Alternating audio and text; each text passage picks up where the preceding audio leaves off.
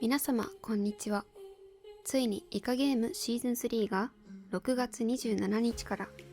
全世界同時配信スタートですね。多分6月27日の5時からNetflixで配信されると思います。今回はシーズン3に向けてこれまでの伏線ランキングトップ10を皆さんのコメントを参考に発表しようと思います。ぜひ一緒に脳が震える最高の考察を楽しんでいただければと思います。他の動画でも参考していますので、まだ見ていない方は概要欄から見てみてください。動画を気に入っていただけましたら、いいねとチャンネル登録もよろしくお願いいたします。では早速見ていきましょう。注意、イカゲームシーズン1、シーズン2を最後まで見ていない人はネタバレを含む内容なので、最後まで見てからこの動画を見てください。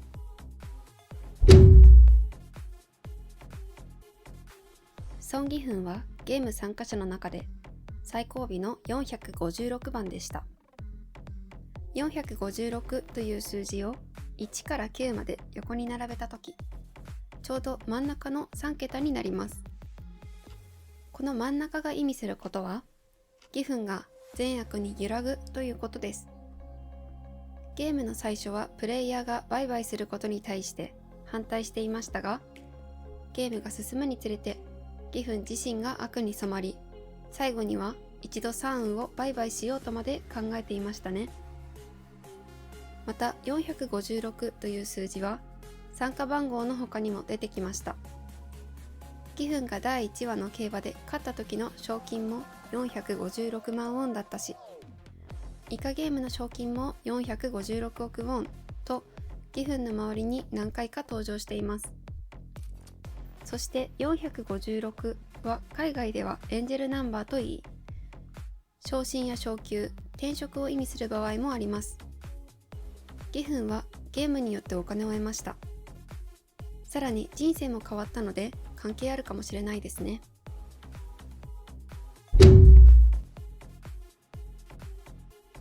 第4ゲームで売買するアリですが、第4ゲームは各自が手持ちのビー玉をかけて自分のパートナーと対戦し、相手のビー玉を全部奪った方が勝ちというルールのゲームでしたね。アリはパートナーのサンウと奇数か偶数かのビー玉ゲームをして優勢でした。しかし手持ちがあと1個になったサンウが、お前は俺をあんな目に遭わせたいのかとアリを脅します。もともとサンウのことを兄貴と慕っていたアリは、サンウの言葉を信じて言われた通りに他のチームの偵察に行きました。ここでビー玉とすり替えられた石の入った袋を持たされたアリは、中身を確認せずに偵察に行ったので、その間にクリアしたサンウに騙されて売買してしまいます。そんなアリの売買は第2話で一度ゲームを中断した時に予知されていました。アリはゲームの中断後に一度自分が勤めている工場に戻ります。社長さんに未払いになっている給料を払うように言いますが、断られました。腹を立てたアリが社長さんから無理やり給料の入った札束を取ろうとした時に、社長さんの手が機械に巻き込まれ、この間にアリは社長さんの懐から札束を持ち逃げしています。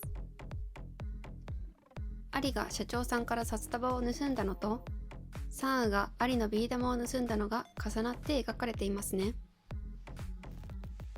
そして極めつけの伏線はこれです。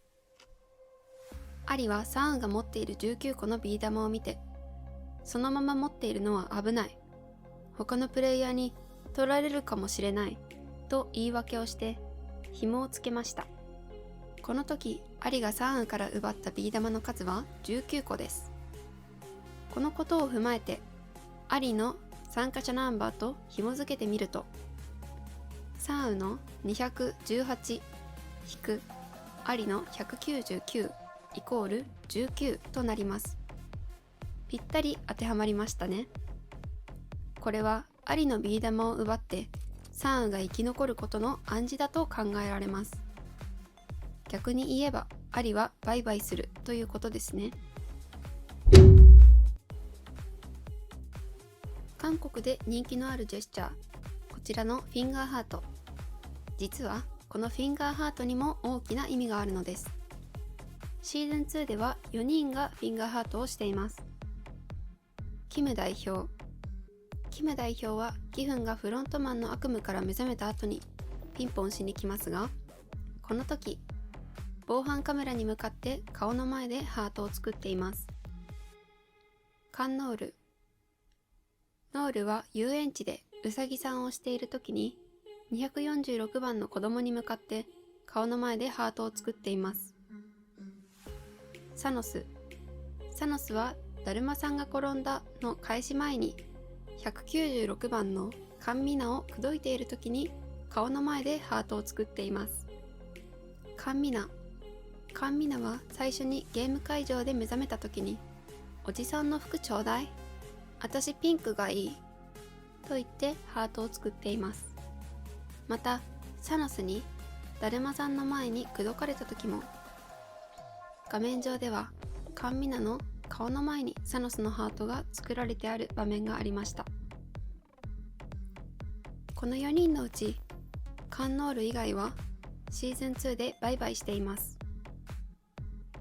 このことからシーズン3ではカンノールはバイバイすると考えられます。またカンミナについては指パッチン、スナップされた可能性もあります。実際にカンミナはサノスの蜂がついてるよでバイバイしたわけですから、ハートを作ったらハートが消えるんでしょうか。シーズン1でこのゲームに参加しているプレイヤーは参加の前にスカウトマンとメンコでゲームをしました。そしてプレイヤーは全員青のメンコを選んでいます。なぜプレイヤーの中に赤のメンコを選んだ人がいないのでしょうか。ここで思い出してほしいのがプレイヤーとピンクソルジャーの服の色です。プレイヤーは緑のジャージ、ピンクソルジャーたちはピンクのジャンプスーツでしたね。この服の色から考えると、もしかしたら青のメンコを選ぶとプレイヤー、赤のメンコを選ぶとピンクソルジャーとしてゲームに招待されたのかもしれませんね。そしてそんなメンコの必勝法の真実が明らかになりました。それがこのトラジェン姉さんの一言。ヨンミ、メンコを裏返してみて。皆さん、はぁって思いませんでしたか？そんなわけないだろうと。でもシーズン1からのメンコシーンの画像を見てみると、成功している時と失敗している時で向きが違うことが判明したのです。おそらくスカウトマンはこの事実を知っていたのでメンコが最強だったのでしょう。しかしながらシーズン1からこの仕掛けがあったことにびっくりですね。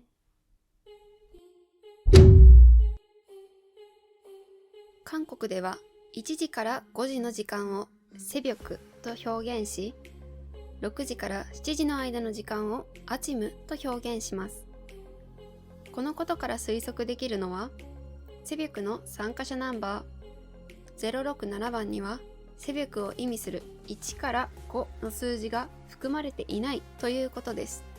したがってセビョクは脱落するという予言を意味した参加者ナンバーだったのかもしれません。続いてジオン。240をひっくり返すと042になります。そしてジオンはセビョクとのつながりが多いキャラクターだったので、ジオンのナンバーにセビョクの存在を探すと 6×7 イコール42という数式が当てはまりました。セビョクのナンバーが067番なので、そこから 6×7 をするとジオンのナンバーの反転042になります。セビョクとジオンが数式によってイコール関係であるので、ここからもジオンとセビョクもバイバイすることが予想できたかもしれませんね。ドクスは第5ゲームの飛び石ゲームでミニョと一緒にバイバイします。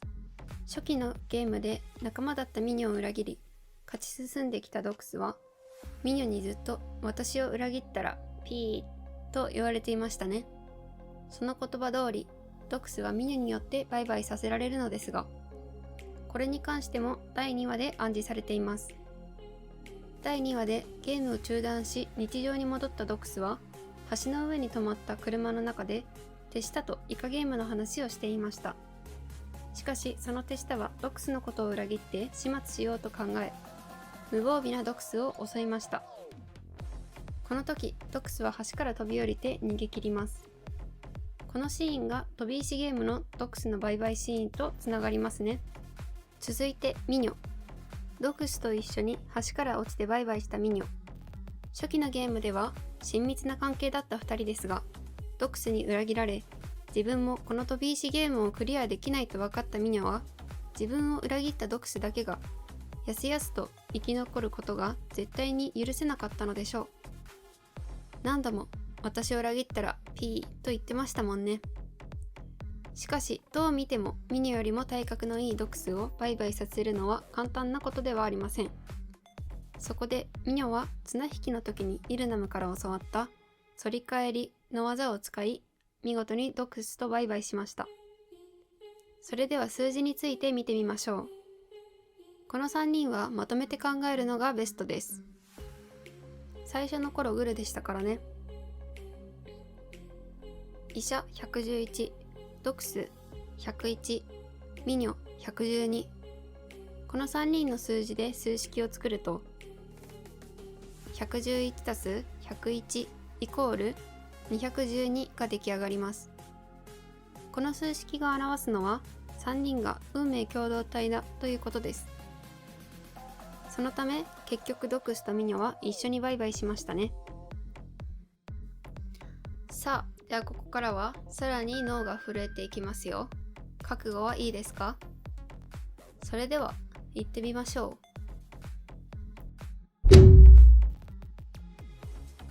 フロントマンの聞き手。フロントマンは駒回しゲームで1回目、2回目、3回目と失敗して大幅に時間をかけますが、4回目でこれまでとは反対の手を使うことで一発で成功していましたね。また2回目で駒を後ろにぶん投げた時ですが、めっちゃ笑ってませんか？これはギフンの焦っている様子を見て楽しんでいるんでしょうか？フロントマンのチート ①。今回のゲームでもイルナムに続き1番はチート技が使えるようです。最初のチート行為は5人6脚で見られます。この時ギフンとフロントマンのチームは最後の回で走っていますが、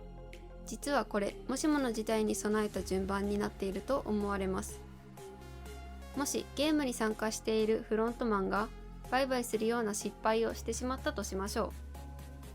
最後の回であればフロントマン以外をバイバイさせることによってフロントマンを生かしつつ見バレ防止にもなるのです。実際フロントマンは駒回しでだいぶヘマをしていましたし、ピンクの三角は焦ったんじゃないでしょうか。フロントマンのチート ②。続いてのチート行為はマッチゲームです。10人、4人、3人、6人、2人と続きますが、4人の時にチートします。もともと5人6脚で組んでいた5人が集まっていましたが、フロントマン以外の4人で組むようにフロントマン自ら指示をして、その後フロントマンはどこかに消え去ります。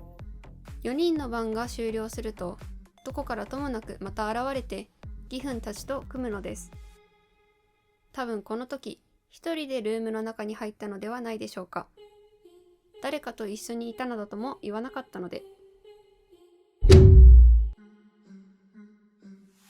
シーズン1の1番目のゲームの時はプレイヤーのベッドが高く積み上げられていたので気づきませんでしたが、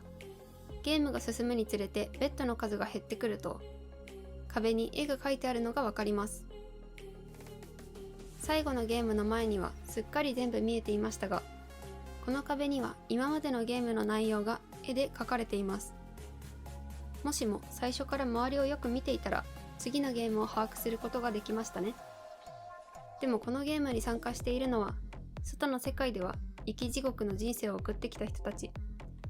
だから周りを見る余裕もなく、今のこと、自分のことしか考えられないことがこの壁に気づかなかったことで表現していると思われます。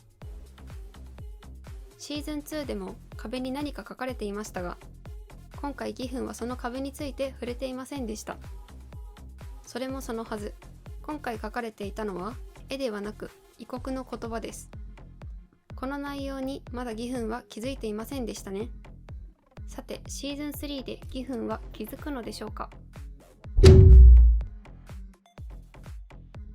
シーズン1の最後にこのドラマのタイトルにもなったイカゲームが行われますが、ここでの勝者も第1話の競馬の時点で暗示されていました。これは義憤が2回目に競馬をした時の馬の順番です。最後に残った3人を見てみましょう。義憤は456番、セビョクは67番、サンウは218番。それぞれの1桁は義憤が6、セビョクが7、サンウが8です。最初にリードしていたのは7番セビョク。しかしサンウによってバイバイさせられたので、8番のサンウが7番のセビョクを越します。その後イカゲームで義憤が勝ったので、8番のサンウを越して6番の義憤が勝利したのです。どうやら最初から勝者は競馬によって暗示されていたようですね。やっぱりシーズン1のおじいさんの嘘に勝るものはありませんね。そんなおじいさんの嘘シリーズ、ここで見直してみましょう。綱引きではメンバーの両腕には縄と手をつなぐための手錠がかけられています。この綱引きで義憤たちは勝利しますが、この後の勝利して倒れているところを一人一人順番に移すシーンがありますが、よく見るとなんとイルナムの手錠だけ南京錠がついていません。鳥肌ものの伏線でしたね。4番目のゲーム、ビー玉遊びでは、余った人がゲームを免除されることを知っていたおじいさんは、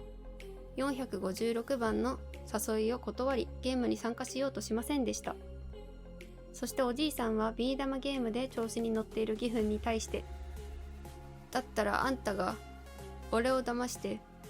俺の玉を奪ったのは勝手じゃないといきなり正体を表したのも衝撃でした。またこの4番目のゲームでおじいさんを脱落することになりますが、おじいさんが脱落する瞬間は誰も見ていないのです。確かに銃声はしましたが、撃たれるところを見た人はいません。そして VIP が来る前に一瞬主催者が登場しますが、ここで主催者が自分のマスクを脱ぐ時の手に注目してください。おじいさんと同じで手がシワシワしています。